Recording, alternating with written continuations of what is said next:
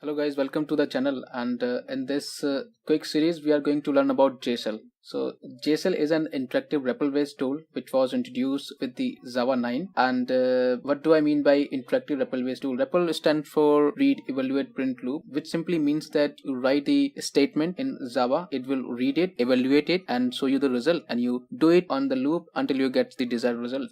So Jshell basically provides you an environment where you can execute the logic specific commands and immediately get the result. So what do you mean by get the immediate result or logic specific commands? Let me just show you a typical scenario of writing a Java program.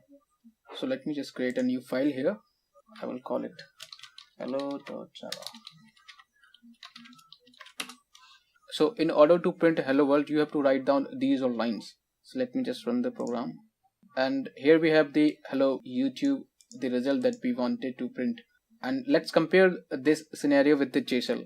So in order to access the Jshell, you have to use a command line tool. If you are using Mac or Linux, you can simply start your terminal. And if you are on Windows, then you have to start the CMD or command prompt, that is the command line tool for Windows, and type Jshell and hit the enter. This will only work if you have Java installed in your computer. Of course, you need to have the Java pre-installed. And Java means JDK 9 or newer version. It will not work on Java 8 or Java 7. You have to have at least Java 9. So now I don't have to type the whole program here. I can simply type this statement that we have here, systemout.println, and it will give me the same result. Let me just copy this and let me just execute it.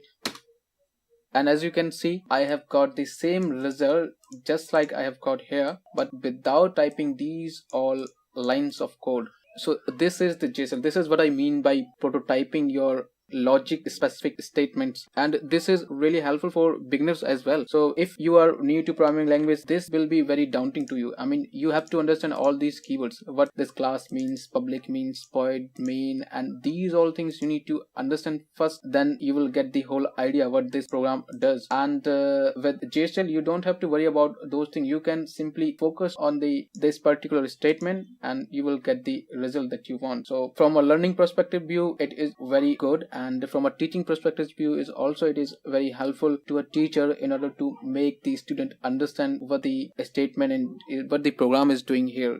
The teacher don't have to explain all these things, because in the starting it's kind of daunting to all of us. If you are really new to programming, you are writing your program for the first time, it is daunting.